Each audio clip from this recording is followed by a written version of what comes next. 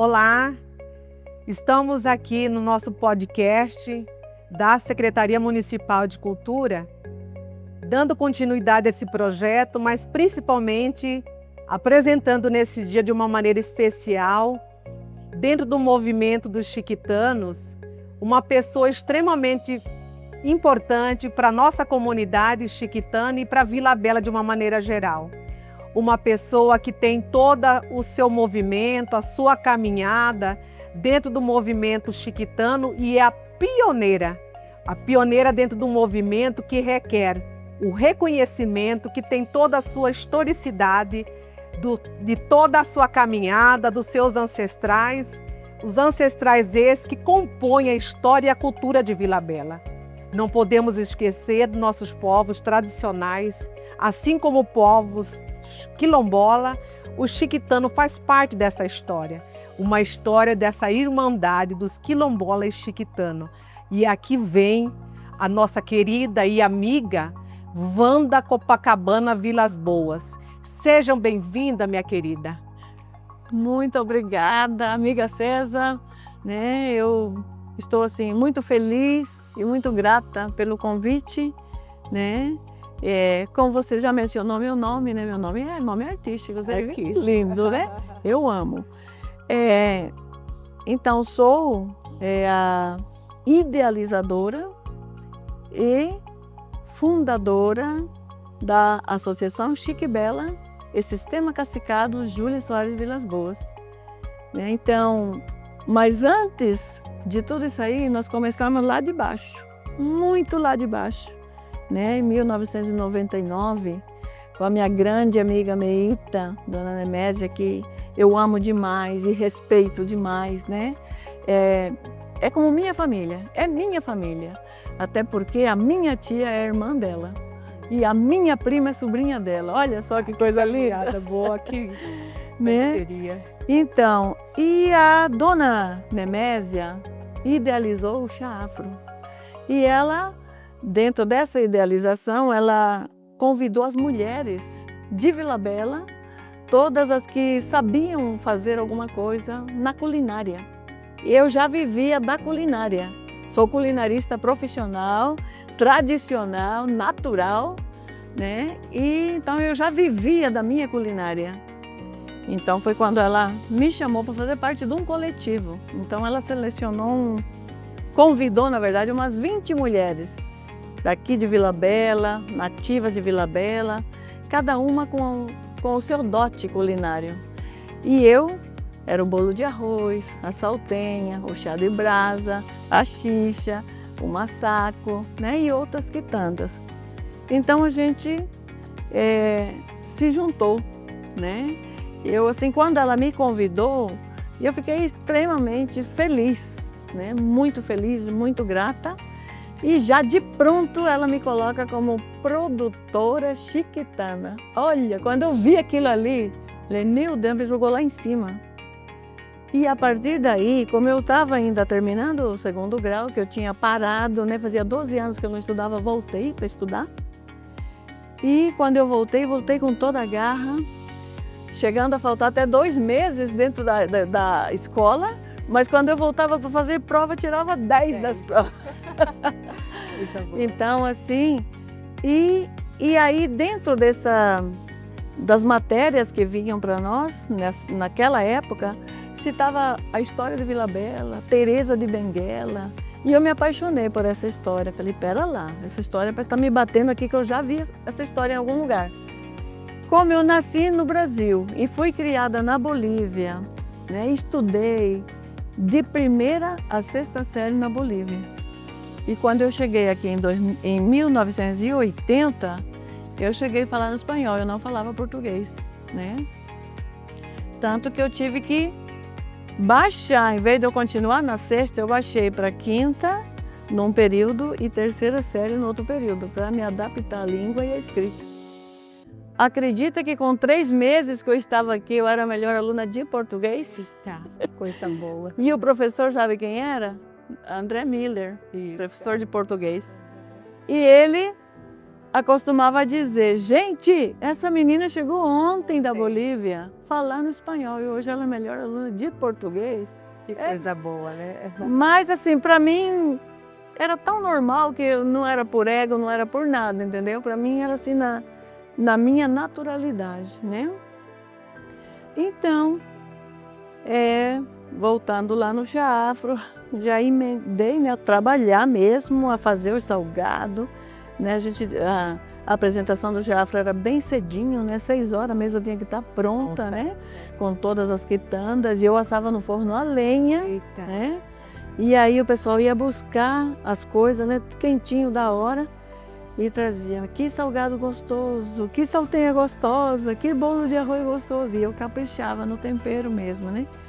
E isso aí, eu fui aprendendo assim, eu não tive professor para me ensinar, eu fui aprendendo na raça mesmo.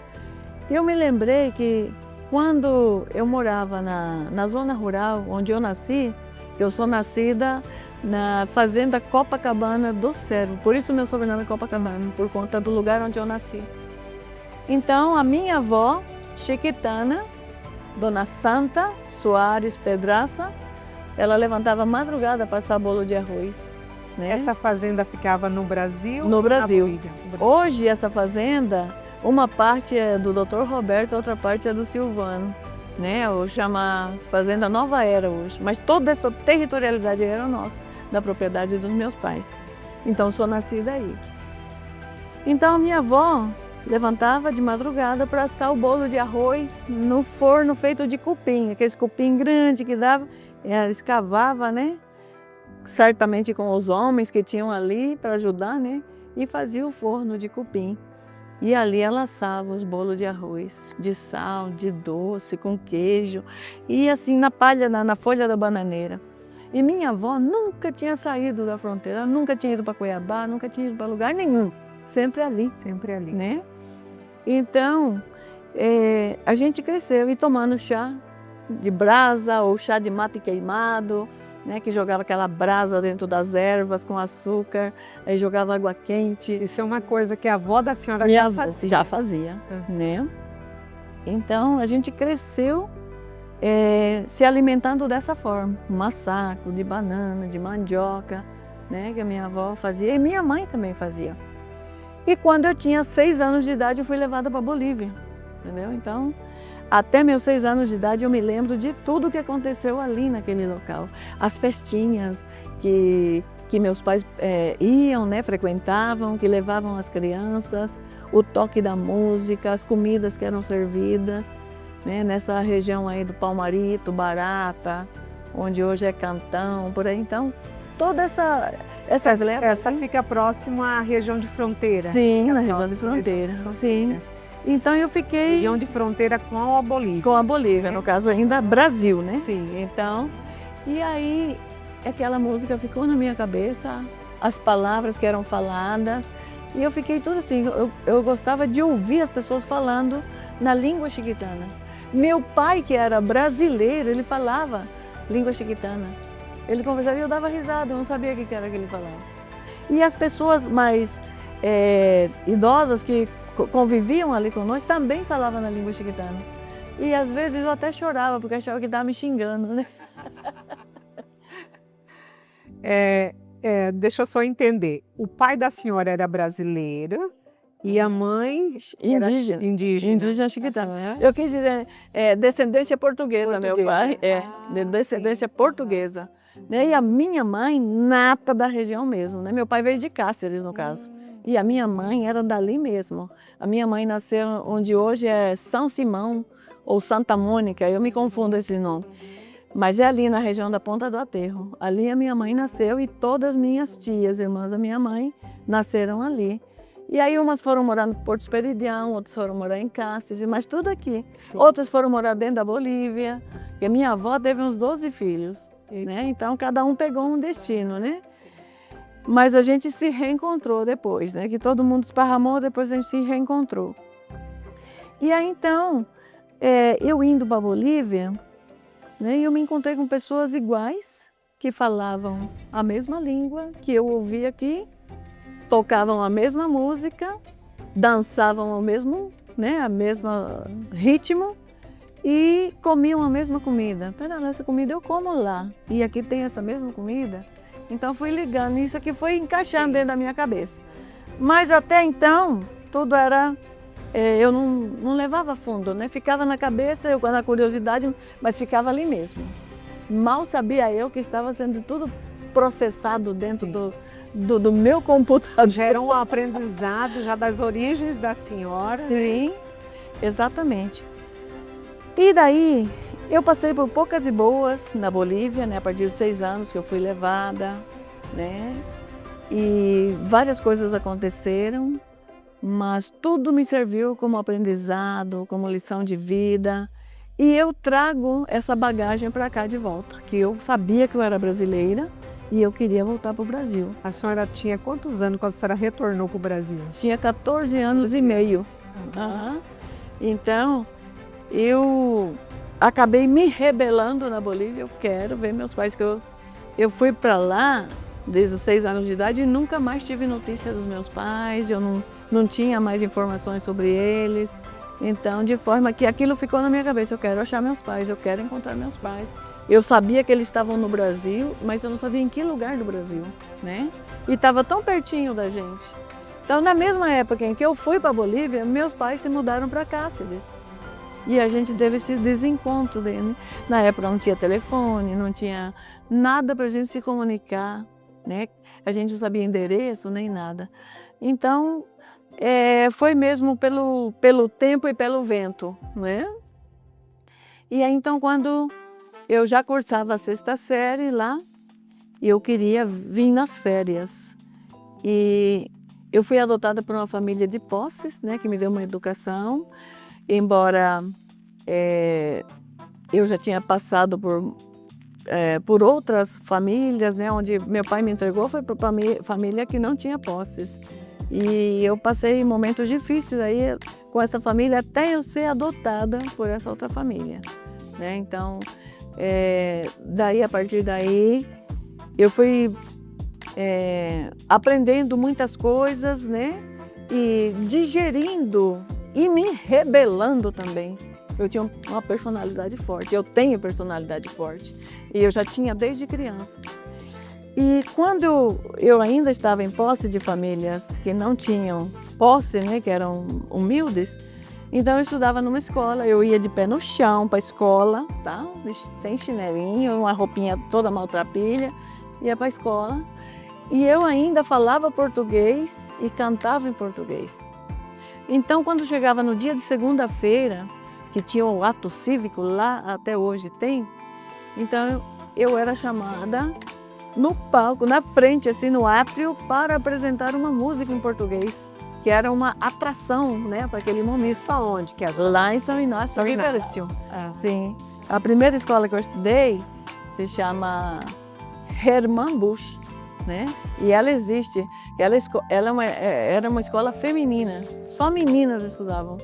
Então, às vezes, a professora não tinha nenhum número de preparativo assim, porque toda vez que tinha o ato cívico, alguém declamava uma poesia, alguém fazia uma apresentação, e às vezes a professora não tinha tempo, não teve tempo de fazer, e ela chamava, que cante la brasileirita. Eu era chamada de la brasileira. Aí então eu ia lá pro meio do ato e cantava em português as músicas que minha mãe cantava para mim. Às vezes até musiquinha de niná que eu não tinha nem noção, mas eu cantava. Às vezes eu até falava tudo errado, né? Mas cantava, e todo mundo aplaudia. Então eu já era artista. Já era artista desde pequena.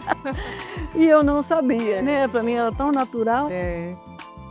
Isso foi um processo e um aprendizado que, mesmo a senhora indo para a Bolívia, as referências que a senhora tinha ainda era da avó, da mãe, né? E assim a senhora levou para a Bolívia. Exatamente, levei. E eu lembrava do nome de todo mundo da minha família, lembrava do nome das minhas irmãs, lembrava do nome do meu pai, e de todos, né? Mas eu não lembrava mais da fisionomia deles. Eu perdi, assim, a lembrança da fisionomia. Lembrava do nome e não lembrava. E tanto que meu nome na Bolívia foi trocado também. Como eu fui sem documentos, veja bem, fui sem documento nenhum. E aí precisava do documento para ir para a escola. E eu não tinha, então foi feito de boca um documento, né? Porque meu nome é Wanda, mas no espanhol a palavra Wanda soa banda. Banda. E aí ficava aquela coisa, banda de música, banda de alguma coisa. E aí era motivo de bullying. Aí o que aconteceu? Como é o nome do seu pai? Meu pai é Evandro Vilas Boas. E como é que é o nome da sua mãe? Minha mãe é Júlia Pedraça. Eu lembrava do Júlia Pedraça, não sabia do Soares, né? Sim. Júlia Pedraça. Ah, então vamos colocar o nome dela, Evandra Vilas Boas Pedraça. Evandra. Evandra, meu nome lá é Evandra. Ninguém me conhece por Wanda, é Evandra, né? E fiquei com esse nome de Evandra Vilas Boas Pedraça. Então, passando o tempo que eu fui depois já adotada, né, por essa outra família, que passei por vários perrengues aí que eu não gosto, às vezes, de contar assim, né? É uma coisa mais pessoal, íntima, né? E que às vezes me ferem. Então, eu passei a saber da minha idade quando eu já tinha 13 anos. Eu não sabia quando era meu aniversário, eu não sabia que idade eu tinha, né? Então, quando eu já estava assim, com uns 13 anos, e o local onde eu morava era um alojamento. Recebia gente de todo lugar do mundo. Quando chegava brasileiros, eu já ficava, nossa, brasileiros, eu quero conversar com eles. De onde você é, né? Para onde você vai, quando que você vai, por onde você vai. Já ficava, né? E aí eu comecei a botar aquilo na cabeça, gente, vem muito brasileiro, eu vou embora para o Brasil. Vou voltar para o Brasil. E aí a minha mãe de criação, ela gostava muito de mim, ela tinha um carinho, eu dormia com ela, né? Ela me tinha como um filho mesmo. E aí eu comecei a dizer que eu queria vir embora, queria vir ver meus pais. E ela não queria deixar, você não pode ir, né? Você está estudando, sua madrinha vai te levar para os Estados Unidos, que minha madrinha morava nos Estados Unidos, que era a nora dela, né?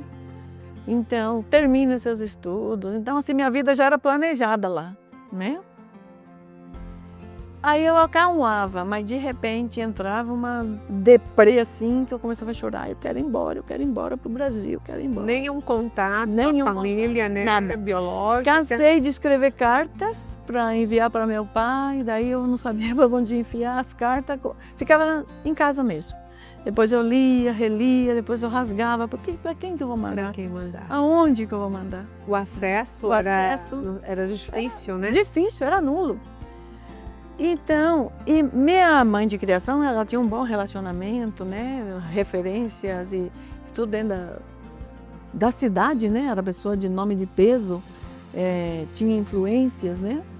Então, como ela me recebeu, a minha adoção foi através do juizado de menores, né? Que interviu para poder ela me adotar. E essa pessoa que me cuidava era um senhor, já de idade, ele trabalhava eu acho que seria na prefeitura ou na Câmara Municipal. Ele era uma pessoa bem influente e trabalhava numa instituição pública. Então ele me apadrinhou, que antes de eu ir ainda nessa família, eu morava numa casa de família onde eles pagavam minha despesa, né? Ali eles compravam roupa, calçado, material escolar, remédio. Eu era extremamente doente, porque como eu morava com família bem humilde, então eu passei muita fome, muita desnutrição. Então eu tive uma doença crônica, né? Uma tuberculose crônica que não sarava fácil, né? Então, como eu não tinha os tratamentos, então, enquanto eu estava na escola, às vezes as professoras cuidavam de mim, mas a hora que eu não estava na escola, eu não tinha cuidado, a doença voltava, né? Até então eu recebi esse tratamento, esses cuidados do juizado de menores, né? Dentro de uma casa familiar, onde a família cuidava de mim, ela recebia para cuidar de mim. E logo após essa casa, passava umas 3 casas, já era a casa onde eu fiquei definitivamente como filha adotiva ali, né? Sem documento, sem nada, tá? Era só na palavra mesmo. E aí, a partir dos 13 anos, eu comecei a me rebelar. E falar, eu quero ir embora, eu quero ir embora. eu quero achar meus pais, eu tenho saudade deles, né? E aí já comecei a ter complicações na escola, porque já não tinha rendimento de nota, já. Tudo em função tudo- dessa angústia, dessa essa angústia. vontade de senhora voltar Exatamente. para o Brasil, Voltar pro rever Brasil. a família biológica, Exatamente. né? Sim. E nessa caminhada, nesse processo, né, de todo esse período que a senhora ficou até os 13 anos, né, e que com isso também, de certa forma, já prejudicou também, porque a angústia era grande Sim. em rever a família. E depois, com que idade a senhora voltou para o Brasil? Então, quando eu já completei 14 anos e meio. Com 14 anos, né, eu já estava cursando a 6ª série. Isso, e sexta série é aqui? Lá, Lá. ainda lá. Estudei na primeira escola, a 6ª série eu estava fazendo na primeira escola mista de meninos e meninas, né, naquele município, né, que era novidade, que era meninos numa escola e meninas em outra escola. Exatamente. E aí, então, aquele ano foi o primeiro ano de escola mista. Mista. Aham. E eu estudava lá. E aí lá é que eu fiquei mais rebelde, né? Porque já estava todo mundo mocinha, eu via todo mundo indo para casa, vou para casa do meu pai, eu vou passar as férias na casa da minha mãe mora no sítio, minha mãe mora... E eu ficava, meu Deus, onde será minha mãe? Aí às vezes passavam pessoas na rua assim, algumas pessoas que eu achava que era a estatura da minha mãe, eu pensava, aquela senhora ali deve parecer minha mãe deve parecer com aquela senhora, assim, ficava, sabe, delirando, até imaginando. Né? Então, aí a minha mãe de criação, que me adotou, ela era já de idade, né? Bem de idade, ela tinha problemas de saúde grave, um diabetes muito bravo. Ela era boliviana? Boliviana. E aí eu comecei a pressionar ela, que eu ia fugir. Eu vou fugir. Se você não deixar eu ir embora, eu vou fugir com os brasileiros que vêm aqui. Ó. E já tinha arma em casa, praticamente, né? E aí ela se preocupou. Aí ela foi atrás da pessoa que me apadrinhava, que fazia tudo. Falou, olha, a menina está dando problema, eu estou com medo. Me ajuda, vamos procurar os pais dela. Acha aí, vai. Sei que ele mandou buscar, ele tinha amizades também, ele tinha influências no Brasil. Pediu para fazer uma investigação para saber onde estavam meus pais. Acredita que encontraram meus pais num lugar muito... difícil também, aí perto da beira do Rio Paraguai, um lugar denominado Barranco Alto. Isso já em Cáceres, no Brasil. Cáceres. Então, meus pais estavam passando por um momento muito difícil na vida. E essa turma, essa equipe, pesquisou, conversou com a minha mãe, conversou com meu pai e viram a situação de vulnerabilidade que estavam vivendo. A alimentação era mandioca e peixe cozida com sal. Essa era a alimentação. E eles levaram essa carta, esse relatório chegou lá para nós. Então, quando a carta chegou, não sei como, que conseguiram uma fotocópia do meu registro. Aí, então, foi que... Essa fotocópia de registro era da Bolívia? Do Brasil. Do Brasil foi registrada. Então, logo. quando a senhora foi para a Bolívia com 9 anos, 6 anos, a senhora era registrada? Registrada, sim. Né? Então, nascida e registrada em Vila Bela, só que me deram sem nada, não deram documento para quem me levou. Né? E eu fiquei, né? E aí, ela dizia assim, mas como que você vai para um lugar pobre? Você não pode ir para um lugar pobre, você já saiu do lugar pobre. Sua mãe come mandioca cozida com sal e peixe cozido com sal e você vai comer a mesma coisa. Sabe o que eu respondi? Eu quero comer o que minha mãe e meu pai estão comendo. Se estão comendo pau, eu quero comer pau. Se estão comendo pedra, eu quero comer pedra. Mas queria ficar com a família. Eu queria ficar com a família. Sim. Então, o que é aquela coisa forte mesmo? Isso já com 14 anos? Já com 14 anos. Aí, então, a minha mãe começou a chorar. Não, porque você não pode fazer isso comigo. A mãe adotiva? Adotiva. Aí, ela combinou comigo, falou, vamos fazer um combinado? Eu deixo você ir para as férias de julho você vai. E aí você volta para terminar seus estudos. Né? Ela ficou boazinha assim. Falei, combinado, então vamos. Eu vou para as férias e eu volto. E arrumei minhas malas e ela de pronto conversou também com o juizado de menores, tudo, porque eu era menor de idade, tudo, né? dos conformes lá. E aí, só que ela ficou ruim, ela teve um problema sério no diabetes e ela teve um problema que, tipo uma erisipela que deu no rosto dela, e ela precisou viajar de emergência para Santa Cruz. O que ela fez? Para não me deixar sozinha na casa, me entregou para esse meu padrinho, falou, você cuida dela, né, até chegar as férias dela, porque eu não sei quando que eu volto, né, estou no tratamento. E aí ficou. E eles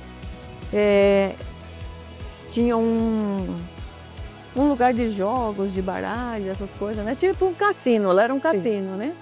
Mas ele tinha família, e ele tinha família tanto lá na Bolívia quanto tinha no Brasil. Né? Tinha duas famílias, danadinho aí. Aí, ficamos lá, né? Fiquei lá, chegou as férias, e eles tentaram me engambelar, me tapear, né? Para me esquecer, me davam presente, me prometiam... Uma forma de manter a senhora sim, lá. manter eu lá. Chegou as férias, ó. Tô de férias, quero ir embora. Ah, mas tem que esperar a sua mãe chegar, que não sei o quê. Não, vou embora. As férias só 15 dias. E vai acabar e eu não vou ver meus pais. Quero ir embora. Se eu não for, se eles não me levar, eu me mato, eu me suicido. Já comecei a apelar. Eu me suicido. Já pensava em suicídio mesmo, entendeu? Então foi onde eles tiveram que se virar nos 30, conseguiram um avião fretado, arrumaram uma equipe, aí conversaram com Cáceres, e aí então me trouxeram de avião até São Matias. Em São Matias já tinha um carro com uma equipe me esperando, e aí que me trouxeram para a família. Aí depois, só que quando eu cheguei em casa, minha mãe e meu pai já estavam aqui em Vila Bela. Aí a gente se encontraram de novo. Uhum.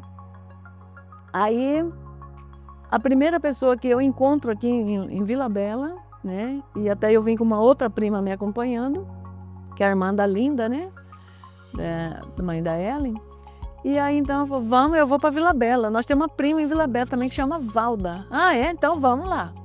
E ela veio me trazendo. A primeira pessoa que nós encontramos foi a Valda. Nós não sabíamos onde que meu pai morava, né? Então, você sabe onde que o tio Evandro mora, nós precisamos. Ninguém acreditava que eu era filha de seu Evandro, dona Júlia. Chegou uma moça muito alta, né, magrinha, né, e não falava português. E aí, então, consegui achar meus pais, né, encontrei, foi um reencontro. Eu esperava de uma forma, né, mas foi de outra. Né, me frustrei um pouco, né, porque minha mãe não acreditava que eu era filha dela. Né?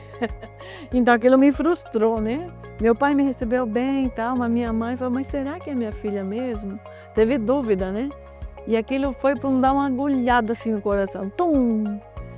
Eu já fiquei pensando, com 3 dias que eu estava aí, eu já queria voltar. Aí a educação totalmente diferente, já não me acostumava mais com as cores. Eu sabia que eu vinha para um lugar pobre, mas eu não sabia como que era a educação, o costume, né? Então totalmente fora do que eu vivia, né? Não era pelo fato de ser de posses lá, mas era pelo fato de como se vivia, né? Como que era a educação, como que era o tratamento. Então eu já queria ir embora, né? E daí eu comecei a chorar, quero ir embora, quero voltar para a Bolívia. Aí meu pai não deixou eu voltar. Não, você vai ficar, porque você já ficou esse tempo todo sem nós, você é menor de idade, você não vai. Pronto, então não vou. Então aí foi onde ele já me inscreveu na escola, vai estudar aqui, começaram as aulas, né? De agosto em diante, né? E aí eu comecei a estudar. Então, aí, né, na escola, eu comecei a estudar, mas também... Escola Verena. Verena Leite de Brito, né? E aí, quando eu já estava na 7ª série, me aparece uma pessoa que acabou me atrapalhando meus estudos, né? Ele já era maduro, mais velho que eu, tinha 16 anos. E acabei caindo no conto do vigário, né? Acabei me apaixonando e ele me contou histórias e pronto, larguei da escola e fomos morar junto, né? Viver junto. 17 anos. Tinha 16 anos ainda, não tinha, 17 anos já completei com ele já, né? Eu ainda menor. Ele tinha 38 anos por aí, 35, não me lembro ao certo, mas ele já era mais vivido, né? E aí fomos viver, né? Fomos ter nossos filhos, tivemos 4 filhos e o tempo foi passando e as coisas não eram muito fáceis, né? Depois é só na vivência que você vai conhecer a pessoa e tal. E aí eu precisava me desvencilhar da dependência, Dependência emocional. Emocional, Financeira. econômica, tudo. Ah, Então, e com meus filhos ainda pequenos, e a situação difícil, e eu ficava muito assistindo televisão, né? E numa dessas assistidas de televisão, aprendi uma receita da Ana Maria Braga, no Note a Note, na Record ainda. Anotei a receita, falei, vou experimentar essa receita. E comecei a fazer essa receita. E isso não dava certo, estragava, perdia. Eu ficava nervosa, tinha hora que eu jogava panela com massa e com tudo lá fora. Depois eu ia lá recolher a panela, desamassava e voltava. Até que eu aprendi a fazer qualquer tipo de salgado, né? Salgado, bolos, e fui fazendo, e fui lembrando da saltenha, o sabor da saltenha assim, a massa da saltenha assim, e fui tentando, até que eu conseguia fazer, até aprender. O sabor e tudo, eu sabia tudo que ia no recheio da saltenha, a massa era que eu apanhava. Essa referência da saltenha, a senhora tinha da Bolívia? Da Bolívia. Da vivência da Da senhora minha lá. vivência lá, exatamente. E aí comecei a reproduzir essa saltenha aqui, né? E vender, nossa, fiz um sucesso, né, de vendas de salgado, me tornei assim uma referência, né? Essa foi uma forma que a senhora conseguiu de ter uma renda, Sim, visto que a senhora passava por dificuldade, mesmo casada, e que tinha os filhos pequenos, né? Então essa foi a caminhada da senhora criar uma independência financeira, visto que a senhora era também dependente, além de emocional, também financeira do esposo, né? sim. Então, e aí me tornei essa profissional, né, da culinária, que depois Da saltenha. da saltenha. Em 2003, inclusive, eu fui convidada para dar curso, né, através do FAESP, a Betânia também junto, e eu não ganhei o certificado. Fui lá, dei a aula, veio o certificado da Betânia e não veio o meu. Até hoje me devem o certificado, mas eu era como professora, né, dando aula. Mas tá tudo bem, o importante é que eu sei fazer, né? E aí tá. E aí foi indo, e aí volto para a escola. Falei, não, vou voltar para a escola de novo, terminar.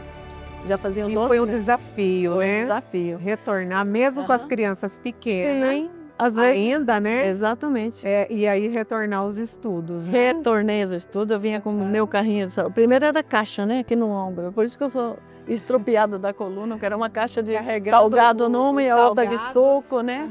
Ou refrigerante. A senhora vendia na escola? Vendia na rua. Na rua. Mas aí da rua mesmo eu já vinha para a escola. Entendeu? Às vezes já chegava na escola sem nada, mas eu fiquei... Nesse período que a senhora estava fazendo essa caminhada e já iniciando, de certa forma, a ser uma empreendedora, uma empreendedora do salgado, nesse período que a senhora estava casada, tinha algum vínculo já com a família biológica? Como que era a relação? Visto que a senhora disse que quando a senhora retornou ao Brasil, a senhora teve dificuldade de convivência, principalmente com a mãe da senhora, né? Sim. Que não reconhecia, não conseguia identificá-la como filha, né? Sim. Depois ela me reconheceu, né? Aí ela foi falando que eu parecia com a minha avó, o meu nariz era da minha avó, né? Minha avó paterna. Meus pés eram igual do meu pai, o Joanete, um dedo para outro dedo para cá. Então ela foi me identificando, né? E aí a gente já teve uma boa relação, né? Mas no começo, assim, adolescente, ele se fere com qualquer coisa, né? Então era dessas que qualquer coisa era motivo para eu estar ferida. Aí depois, então, já casada, fui morar aqui mesmo perto, então a gente tinha esse contato, né? Uma convivência maior. Exatamente. E eu sempre convivi ali, né, pertinho. E aí, então, eu voltando aqui para a escola, terminei o estudo, né, o 2º grau. E aí, dentro desse estudo, me vem a história de Teresa de Benguela, né? Que caiu assim como uma luva para mim esse estudo. Aí vem Joãozinho 30, que foi outra aula que Joãozinho 30 trouxe para Vila Bela, um despertar, né? Para o carnaval de, se não me engano, 90. Porque, na verdade, assim, dentro dessa história, ele trouxe um reconhecimento da pessoa dela, né? Exatamente. Até porque antes aqui ninguém queria ser negro. Não é que eu falasse negro, não sou. Né? Não era. Não sou negro, não sou preto, ninguém se assumia. E aí quando o Joãozinho 30 vem, se eu não me engano, acho que é em 95 por aí, ou 94, Então ele quer escolher pessoas negras, negra retinta. Que aparecia uma mais clarinha, eu falei, não, eu quero bem negra. Que foi onde depois foi escolhida a Vitória, né? Tona, a Tereza, que foram fazer parte da escola de samba, né? Do Viradouro, né? No Rio de Janeiro. E fizeram o maior show, o Vila Bela foi lá para cima, né? E aí, então, começa a estudar a história de Vila Bela. Aí vem a chegada dos espanhóis, né? Cabeça de vaca e não sei quem mais. Eu falei, pera lá, eu já ouvi essa história. Os espanhóis estavam já... Quando os portugueses chegaram, os espanhóis já estavam à margem do rio Guaporé. Aí eu fui lembrando, na quinta série eu estudei isso lá na Bolívia. A perda territorial, né, que era território antes era a Bolívia, virou Brasil, lá, estudei essa história.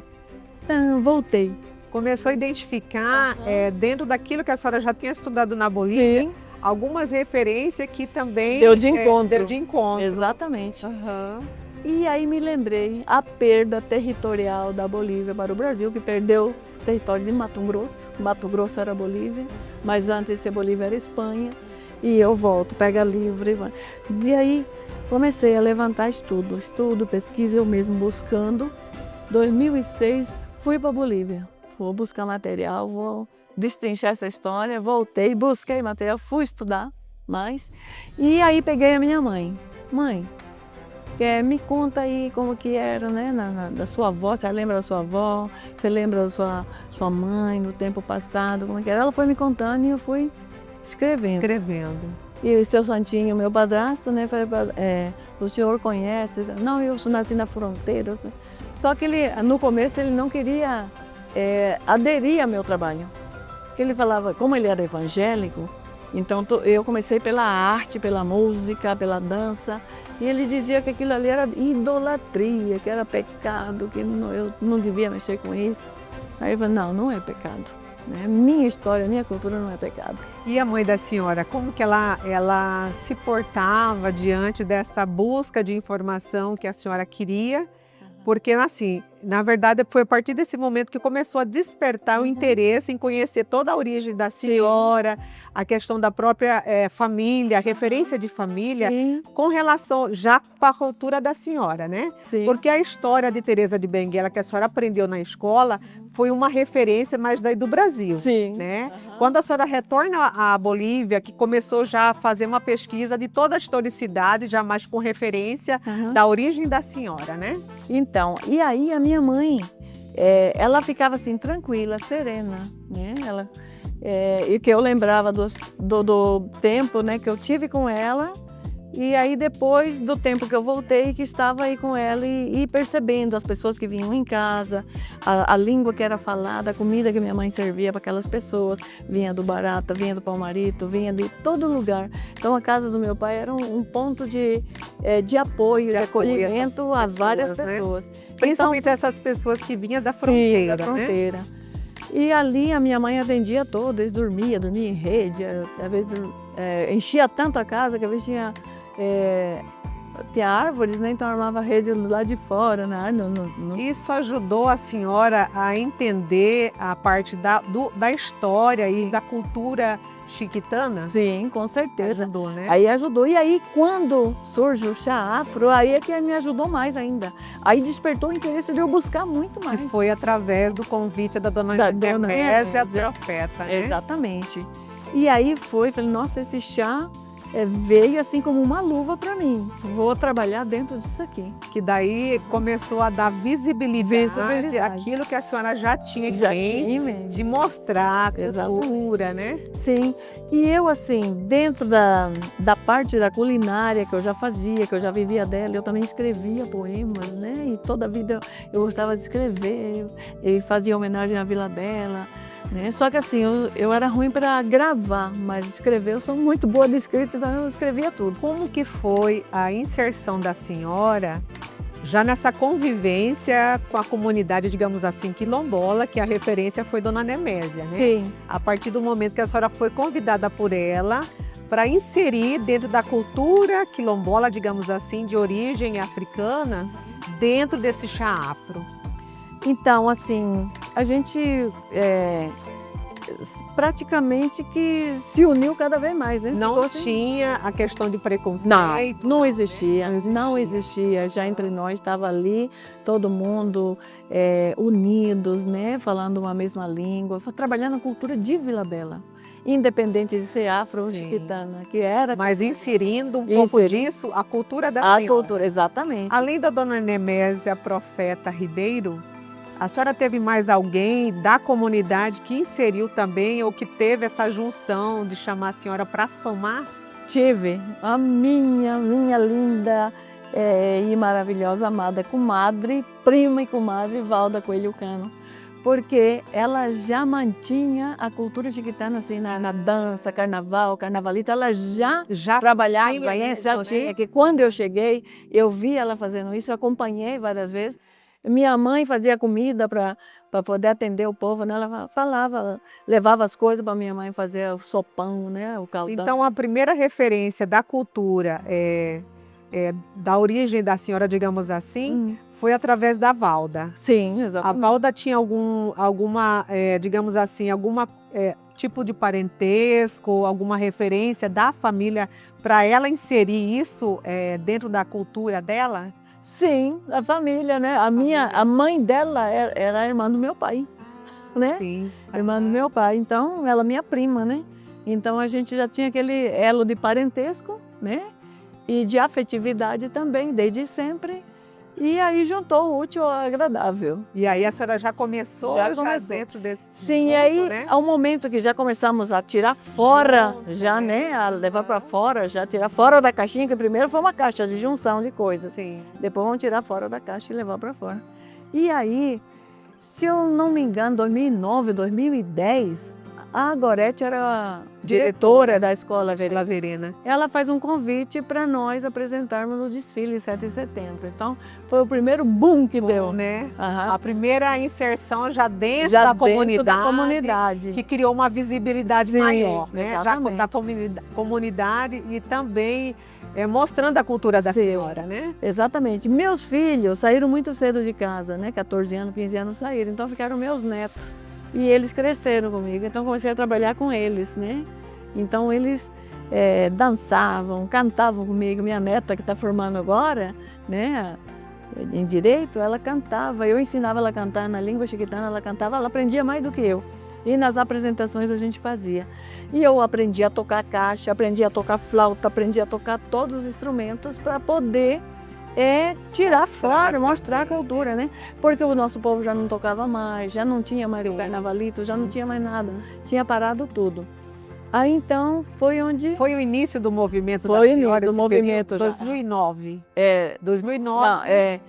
Não, do movimento mesmo, que saiu fora da caixa, já foi do 2009, 2010, por aí. E a senhora que inseriu isso dentro da comunidade, que foi, digamos assim, a pioneira, já mostrando a toda a comunidade vilabelense a cultura chiquitana. Exatamente. Então a senhora foi que inseriu isso na comunidade e a partir disso, como que foi a aceitação da comunidade vilabelense, que tinha uma, digamos assim, brasileira, nessa inserção da cultura da senhora dentro daqui de Vila Bela? Então muitos ficaram admirados, né? Muitos nos abraçaram, né? Alguns nos criticavam, mas isso é normal. Enfim. Né? Mas assim, a gente sempre teve boas parcerias, né? A dona Nemésia, a prima Valda, o amigo Hélio B, né? Você também, né? Que toda a vida deu esse grande apoio pra gente, né? Então, assim, a gente teve um bom relacionamento com todo mundo. Isso foi ampliando, a partir do momento que a senhora inseriu também as netas, e no caso a família da senhora, aí começou a aumentar o grupo de pessoas nas apresentações culturais, e assim também inserindo nesse trabalho também essa parceria de cultura, né? Quilombola com chiquitanos, né? O esposo da senhora era chiquitano? Não era, não era capixaba. Capixaba ruim. E aí então, a mistura dessa família, né? Essa mistura. E assim, então a inserção dentro da família foi através dos netos, né? A dos netos, né? A minha mãe como mestra de conhecimento, meu padrasto também. Aí ele já começou a ter interesse interesse. nessa caminhada. E aí meu padrasto, nós discutia feio, nós brigava feio por causa disso, né? E ele evangélico e eu católica, e vai botar a Bíblia no meio e nós discutir, ele com a Bíblia do lado, eu com a outra. Ele abria a página dele, eu abria em outra, e nós por muito Porque tempo... aí entrou já a questão da religiosidade. Sim, porque ele não aceitava, porque aquilo ali era pecado, era idolatria. Pecado, que ele considerava pecado, era essa questão do movimento da senhora, do movimento cultural levando assim o início desse movimento, né? Sim, então. Porque a senhora começou a se organizar e assim, na escola, nesse período a senhora ainda estava estudando? Não, ou já tinha tinha finalizado? Já tinha né? finalizado. E aí, assim, foi através dos netos que a senhora ampliou todo esse trabalho de junto à comunidade mostrar aos outros, né, essa cultura? Foi através dos netos ou houve inserção de outros chiquitanos já nesse trabalho da senhora? Através dos netos, mas e aí também houve inserção de outras crianças, outras pessoas chiquitanas, outras famílias, né? Eu fui trazendo as famílias, fui atrás de todo mundo. Aí eu convidava para almoçar, convidava para jantar, convidava para fazer um final de semana todo mundo. Então eu ia para casa de alguém, fazia um batuque lá, ia na casa do outro, fazia, e a gente fazia um movimento, né? E aí foram aumentando, as pessoas foram vindo, né? E com o apoio que a gente tinha aqui dos nossos amigos, nossos parceiros, né? Então a coisa ia só engrandecendo, né? Tendo mais visibilidade, né? Então aí, quando foi em 2007, né, meu padrasto levantou, falou não, depois de uma discussão feia que nós tivemos, que a senhora continuou insistindo, né? Insistindo, ele falou assim para mim, você é muito inteligente, a partir de hoje eu não discuto mais com você, eu vou te ajudar porque eu conheço isso aí com uma palma da minha mão. Eu falei, nossa, isso é para que eu precisava. E aí então... Na verdade foi uma vitória, foi uma vitória. Porque assim, houve resistência da parte dele.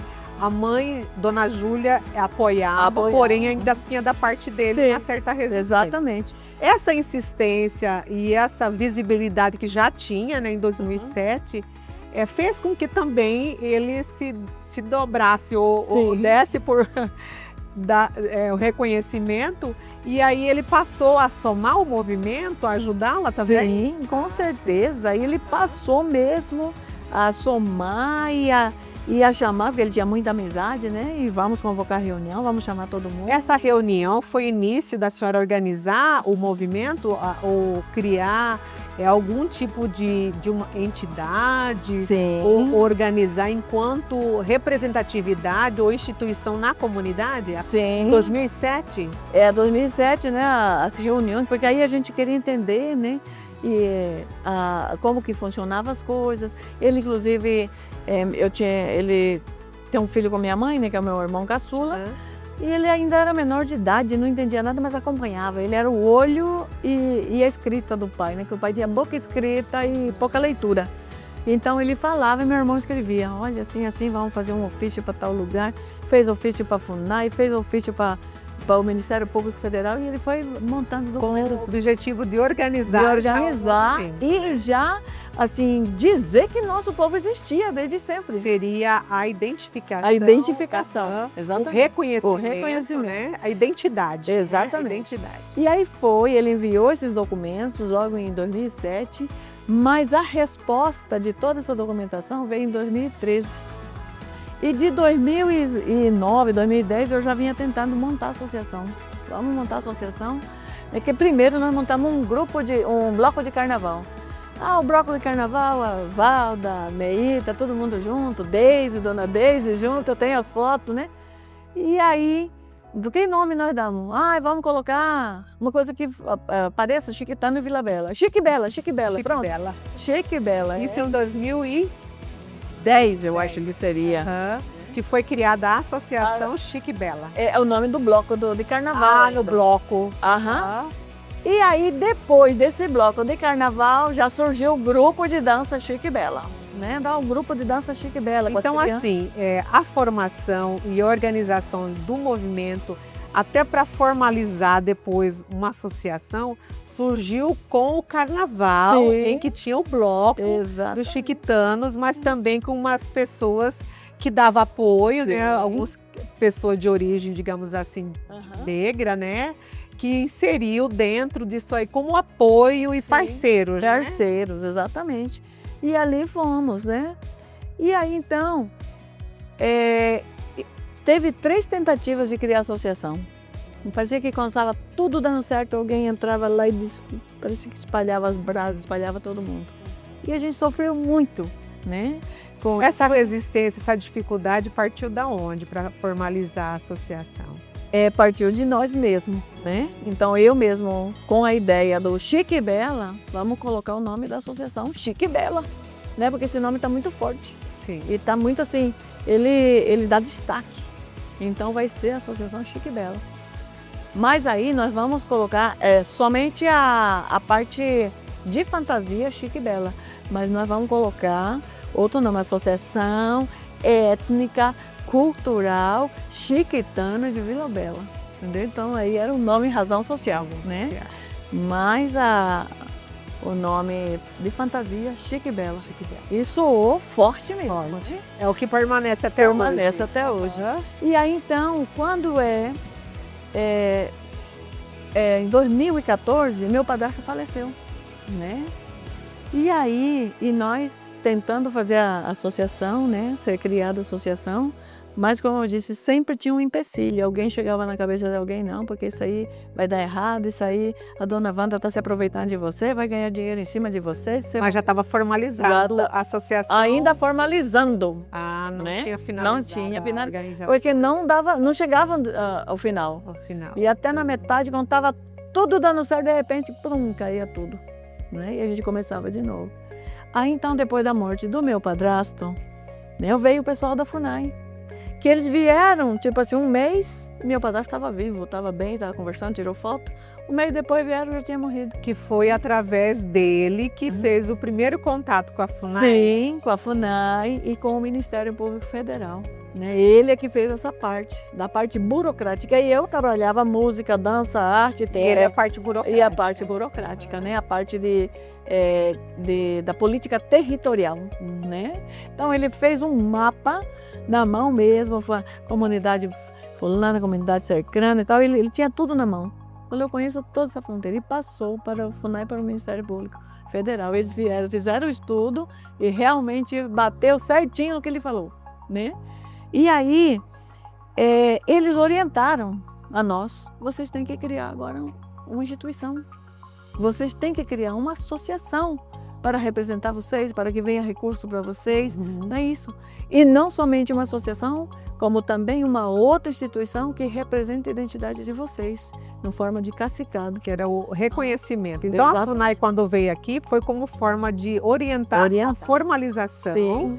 E assim, a forma de documentação para que houvesse já uma instituição criada de uma forma legal, né?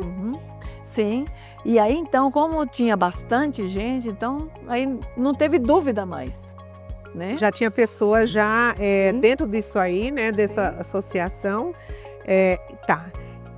Então foi através da FUNAI que se formalizou a documentação e através dessa orientação. A orientação da FUNAI, de indigenistas, de pessoas que vieram do Conselho Indigenista Missionário, então veio uma equipe e tinha muita gente nesse momento e então eles orientaram, vocês têm que fazer.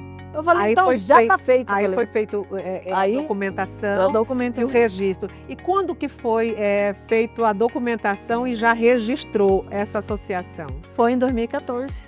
2014, em agosto de 2014. Aí foi feito o registro já no cartório. Foi a primeira chamada, daí foi dia 30 de julho de 2014, né? E a gente já levantou a chapa, né? Para formalizar a primeira diretoria. A diretoria. E aí fizemos, a doutora Marcela fez o estatuto para nós, ela que assinou o primeiro estatuto, né? A doutora Marcela, profeta. Exatamente. Então, sempre, a família toda nossos parceiros, né?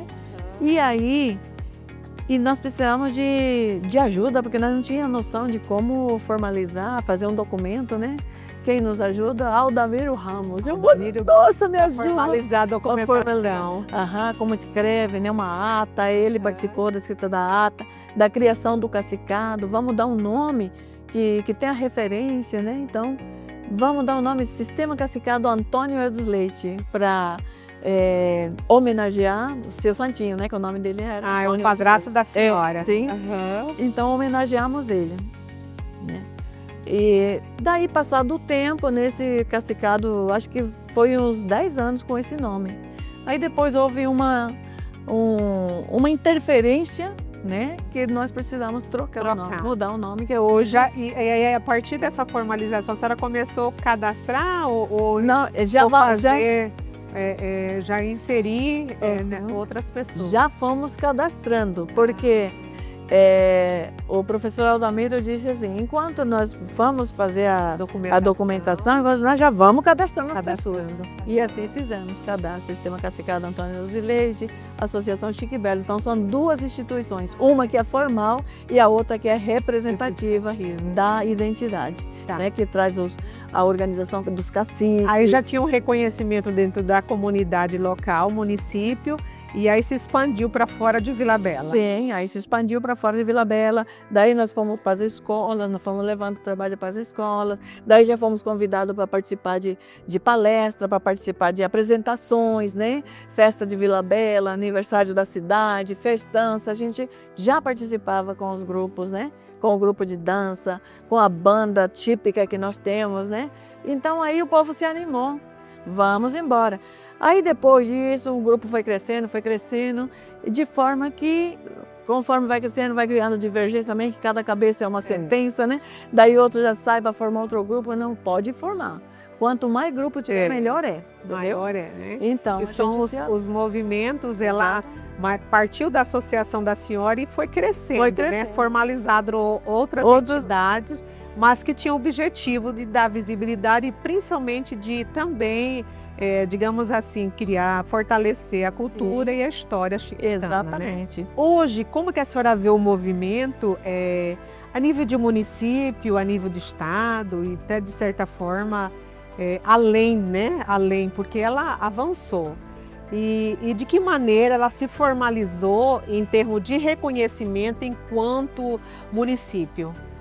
Então, hoje, por exemplo, o que eu vejo? Que o movimento cresceu tanto que nós estamos em outros estados, né?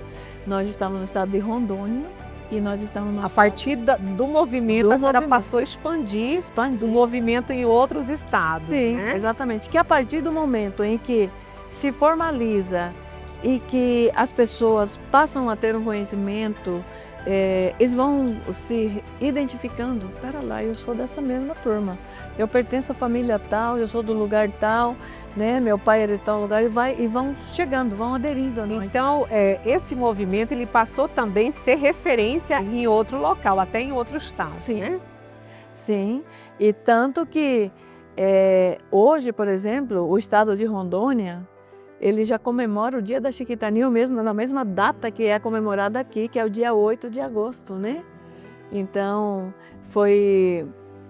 depois de todo esse reconhecimento, nós também conseguimos fazer com que a associação seja reconhecida como utilidade pública, né, do município, através dos nossos parceiros, vereadores, né, na época o Ediclei Lopes, né, que apresentou o projeto de lei para instituir,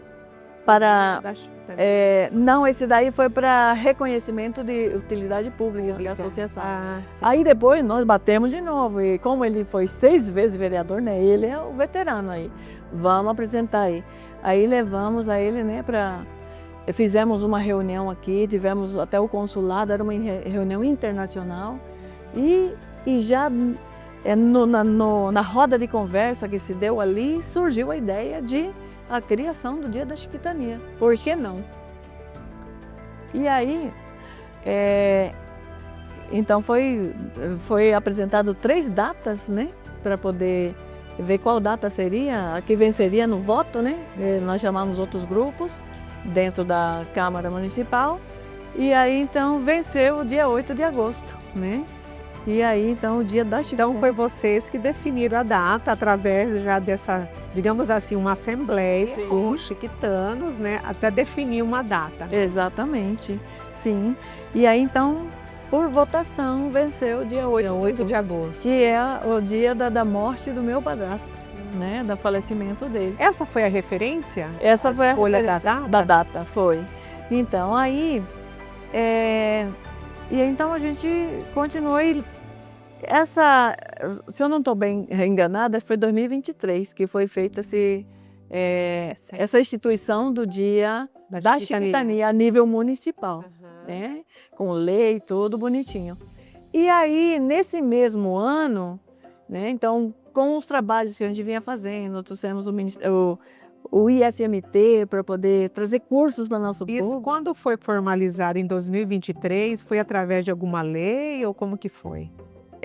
Foi uma lei, né? 2023 tem a lei do município, né? Municipal. Municipal. Aham. Sim, eu vim. Aí eu não me lembro agora o número da lei. Não tenho Eu acho que eu cabeça. tenho aqui. Olha, Renata. olha. Eu até deixei uma colinha aqui, É. porque a gente participou, inclusive, dessa assembleia e eu achei muito interessante, que foi o reconhecimento e uma forma de legalizar Sim. uma data que foi escolhida pelos chiquitanos. Exatamente. Então, nós temos aqui, eu até deixei essa colinha aqui para a gente não esquecer, que é a Lei Ordinária número 1596 de 2023. Então, ela se torna uma lei em que instituiu a lei do reconhecimento do Dia da Chiquitania, Exato. 8 de agosto de 2023. Exatamente. Né? Se formalizou. Exatamente. E aí, nesse mesmo ano, né, eu recebo o título doutor honoris causa também pelo Instituto Federal de Mato Grosso, né? Foi uma coisa, foi surpreendente, né? Você estava lá, você viu, Sim. né? Que foi surpresa para todo mundo, Sim.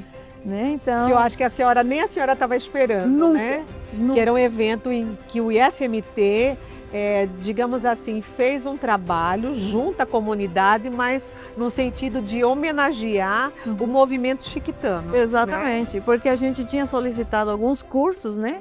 E Junto ao IFMT. a UFMT, e eles vieram para abrir a execução, né, do curso, já era para a execução do curso. É que primeiro eles vieram para reconhecimento, para ver quantas pessoas, como era a comunidade, e aí depois já vieram para Formalizar já os a cursos, execução dos cursos. Essas demandas e esses cursos foi feito essa busca dessa demanda dos cursos que vocês queriam através de vocês. Sim, através de nós. Movimento. Então foi uma escuta, né, Uma que escuta. o IFMT fez junto a vocês. Isso em 2023. Exatamente. Aí, em 2023, que eles já vieram, mas começou em 2019, salvo engano, porque as coisas não acontecem de um dia para o outro, né? Foi em 2019 que a gente solicitou, junto com o prefeito, doutor André, que ele me acompanhou lá, né? E a gente falou, nós queremos curso de corte e costura, nós queremos curso de culinária, nós queremos curso de empreendedorismo, que as nossas mulheres Então, o primeiro contato para que houvesse a formalização dessas demandas foi pelo Executivo, na parceria com o Executivo exatamente. e com o prefeito doutor André da época. Né? Exatamente. Isso em 2019, que foi a solicitação, né, desses cursos. E aí... Isso foi via associação. A associação, exatamente, a comunidade. Associação Chique Bela. Chique Bela. E aí, então, quando eles vieram já para publicar, né, a execução dos cursos, que tinha dado tudo certo, né? Tinha emenda parlamentar, né, de deputados, né? A senhora já estava presidindo a Associação Chique Bela. Chique Bela, como presidente, exatamente. Como presidente. E aí, então, vem, né, essa surpresa pra gente, né? Porque eu fui chamada para a mesa, eu nem sabia, não tinha sido combinado nada, né? E eu não sabia nem o que ia falar. Mas acabei falando a história contando a história, né? Toda a história da chiquitania.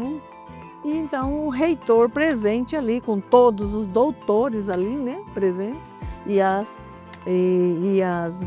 tanto lideranças como as autoridades presentes, inclusive você ali, né, do meu ladinho. E aí então eles anunciam depois da minha fala, anunciam o título, né?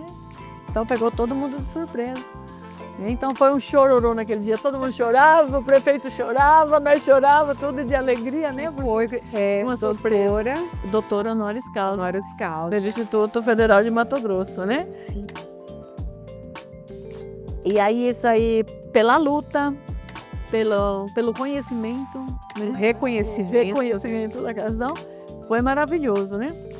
E aí então, daí para cá, né, as coisas foram encaminhando, chegando mais longe. Inclusive, depois que eu recebi o título, fui ameaçada de morte, tá?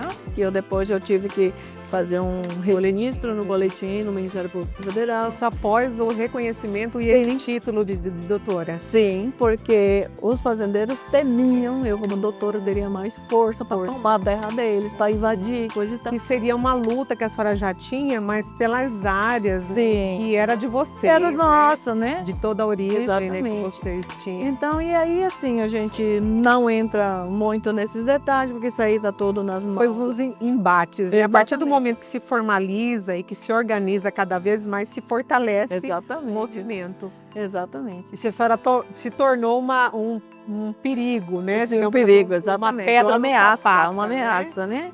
Uhum. Então, mas a gente não quer briga, a gente não quer contenda, conflito, né?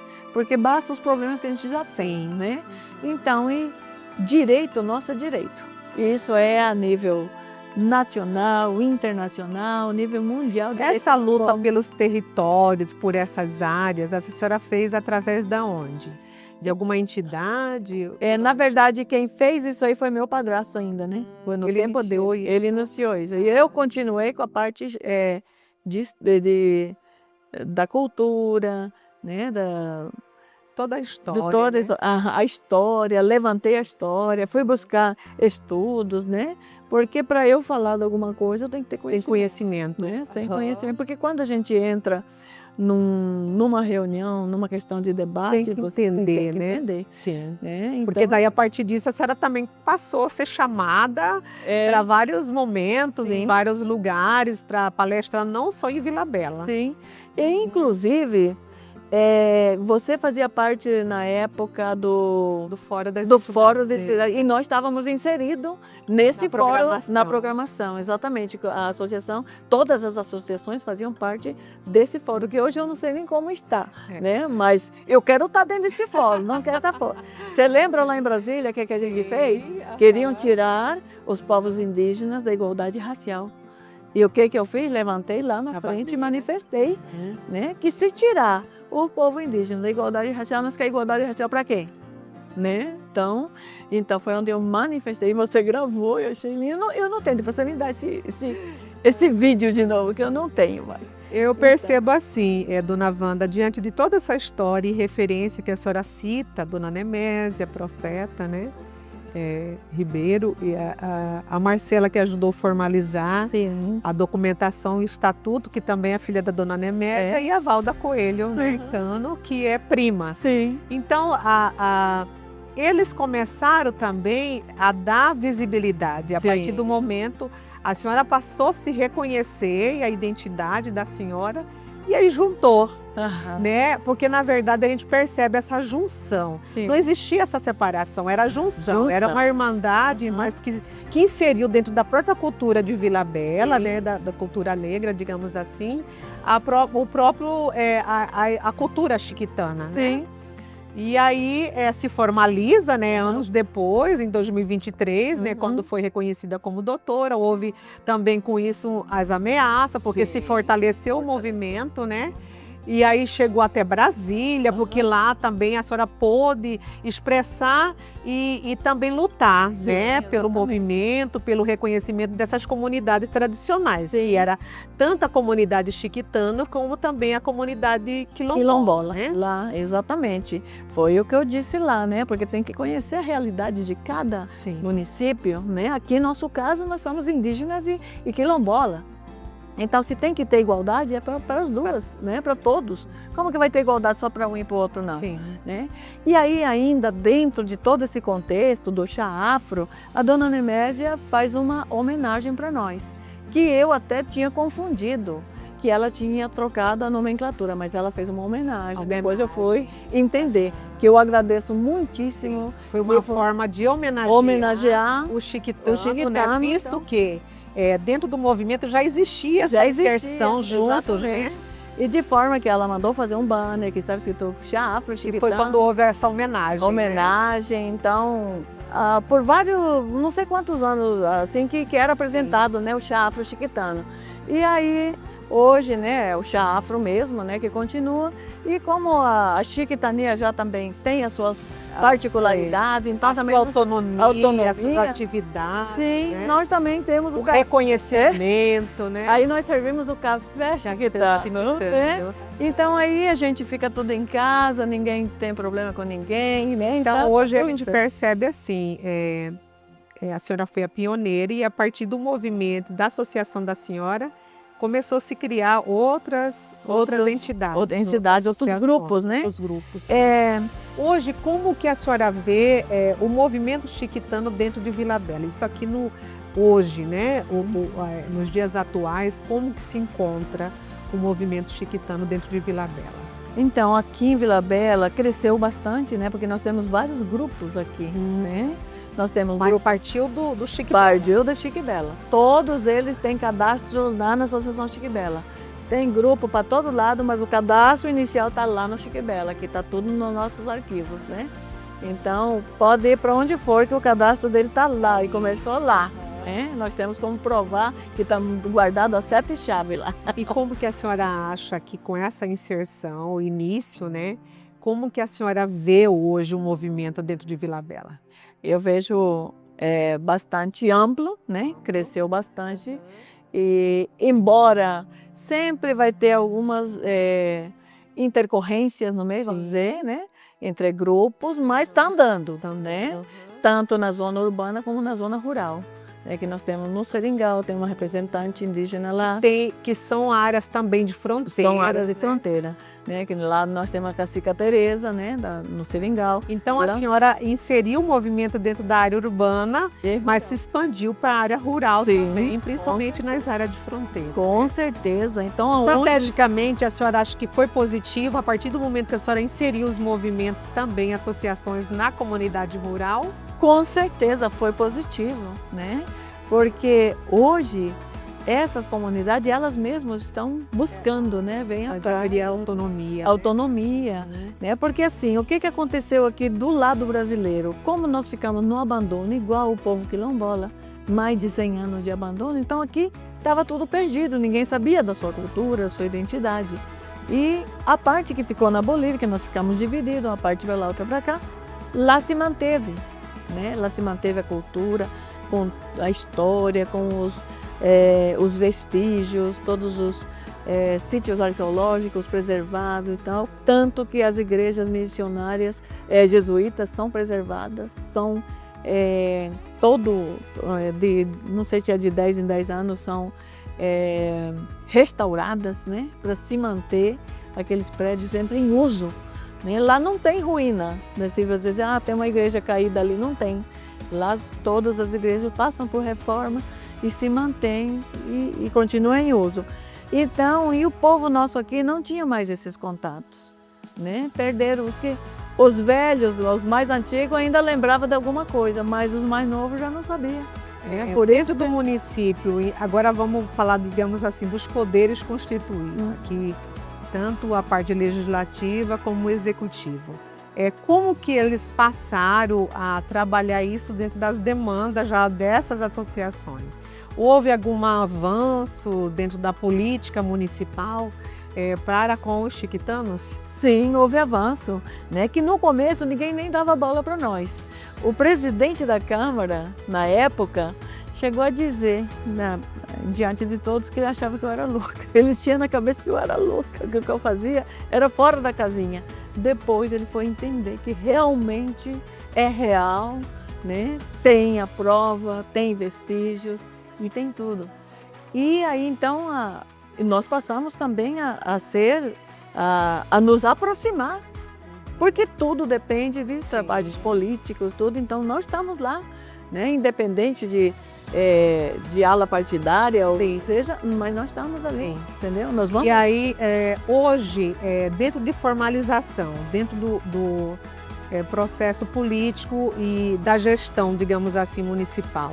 Existe alguma política ou alguma setor da prefeitura que identifique essa, digamos assim, essa inserção do chiquitano dentro do executivo? Com certeza, uma dessas, a Secretaria de Igualdade Racial, que nós temos, a Coordenadoria de Povos e Comunidades Indígenas, comunidades tradicionais, e que nós temos uma representante lá. Né? Então, vocês passaram a inserir dentro dessa Secretaria Municipal da Promoção da Igualdade, já com uma representatividade, já com alguém desse setor que foi através, digamos assim, formalizar a inserção do chiquitano dentro da política, já do executivo, dentro dessa secretaria. Sim. Então, hoje vocês têm um representante no executivo. Temos. E passou a formalizar e atender as demandas? Como que foi essa formalização? Sim, então passou, né, a atender as demandas.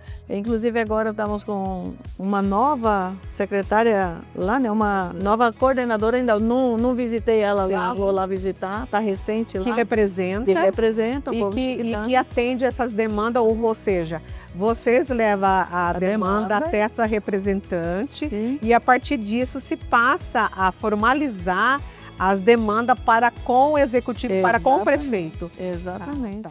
Né? Então já temos isso. Né? E hoje ainda mais nós temos a lei estadual que reconhece o Dia da Chiquitania a nível estadual. Né? Todo o estado de Mato Grosso, né? Qualquer lugar de Mato Grosso, onde tiver chiquitano. Essa formalização do reconhecimento através de uma lei estadual, ela foi quando? Em que ano? Foi agora, neste ano, 2026, está nova, hein? Não sei ainda, também não decorei o número da lei, né? Mas existe. E 2026 agora, recente, né? Houve esse reconhecimento. E esse reconhecimento partiu da onde? Houve alguma pessoa que que levou essa demanda a nível de estado para que formalizasse uma lei estadual, visto que já existia em 2023 uma lei municipal, e aí agora que houve em 2026 um reconhecimento como uma lei estadual, né? Ah, com certeza. Nosso Chique Bola. Chique Bola, né? Que na época ele era deputado, né? Ele ocupou o cargo de deputado, né? E nesse momento ele aproveitou. Nós aproveitamos. Vamos aproveitar enquanto ele está lá. Vamos para Souza Comer. Quem é o Chique Bola? De Clay Lopes Coelho, né? O nosso parceiro de sempre, né? Então, ele apresentou, né? Mas ele ficou pouco tempo, mas ele encaminhou para o outro deputado, que é Fábio Tardim, se não me engano. Fábio Tardim. Ele foi o deputado que, através dele, que houve a formalização para se criar essa lei estadual. Estadual, né? E que coincidisse com a mesma data do dia 8 aqui de Vila Velha. 8 de agosto, então, de 2026 agora, se formalizou criando a lei estadual da chiquitania, né? Chiquitania. E aí, o que você percebe dentro disso? O que você hoje, em 2026, vê com essa criação da lei estadual? O que você percebe? Qual a sua concepção hoje com relação a essa criação já do Estado, não só do município, como também estadual? Então agora o céu se abre, né? E nós podemos ter mais acesso a políticas públicas, nós podemos bater em várias portas, né? E lutar levar as demandas das nossas comunidades e qualquer outro município, né? Qualquer município pode procurar, né? Que aí eu espalhei essa para todo mundo, para todo o Brasil. A partir disso, você acha que fortalece? Fortalece, com certeza, fortalece, né? E ganha mais. Parceiros. Parceiros, exatamente. Então aí essa lei tá ainda quentinha, né? Saiu agora, acho que foi mês de agosto. Ou foi de julho aí. Eu sei que foi antes do dia de agosto, do dia 8 de agosto. Dia 8 de agosto. E assim, dona Wanda, então, em resumo, a senhora percebe que houve um avanço a partir do momento que o reconhecimento não é só a nível de município, mas estado também. Quem sabe até federal, né, dona Wanda? Pois é, vamos lutar por isso, porque nós não vamos parar por isso. Existe uma política a nível federal também. E assim, fica aqui então, já vimos que foi um avanço. E o que a senhora deixa como mensagem hoje diante de uma política que se fortalece. Qual que é a mensagem que a senhora deixa hoje para os povos chiquitanos, né, de uma maneira geral, e para a sociedade vilabelense? Qual que é a mensagem que a senhora deixa hoje? A mensagem que eu deixo é que não deixe de lutar. A luta é dia a dia, é constante, né? E que sejamos perseverantes, persistentes, jamais ter vergonha de dizer quem é você. É a identidade. A sua identidade. Reconhecimento. Reconhecimento. Primeiro você se reconhecer em você mesmo. E aí reconhecer o teu povo, a tua comunidade, né? E se levantar. Não pode ficar de braços cruzados. Tem que levantar e vir à luta. Junto conosco. Isso. Dona Wanda, eu agradeço a senhora e assim, a senhora é um exemplo. Muito obrigada. Um exemplo também para a nossa comunidade quilombola, nosso povo quilombola, porque a gente percebe que todo o movimento surgiu dessa irmandade, Sim. dessa junção, Sim. dos povos quilombola e o chiquitano. E através desse momento que a gente fala que é uma irmandade. Sim. A irmandade se surge através dessa junção de pessoas que tinham um respeito à sua cultura e à sua história. Então a gente agradece e que a senhora continua lutando. Porque essa referência é uma referência não só para o povo chiquitano, mas também para o povo como um todo. Fica aqui então o meu abraço à senhora, um agradecimento a todo o povo chiquitano que continua lutando e que dentro de uma política que se expanda, não só no município, estado, mas também no governo federal. É isso mesmo. Inclusive, eu sempre falo, quem nos mostrou o caminho das pedras foi o povo quilombola. Né? Porque eles tinham reconhecimento da nossa existência. Então, A história, ela caminhou junto. Caminhou junto, exatamente. E tem que seguir junto, não pode separar não. Não tem como separar. Terminamos aqui então, obrigada, agradecendo a senhora essa referência, muito obrigada por tudo que a senhora tem feito pelo movimento chiquitano e por essa parceria nessa história e nessa cultura. Axé. Axé.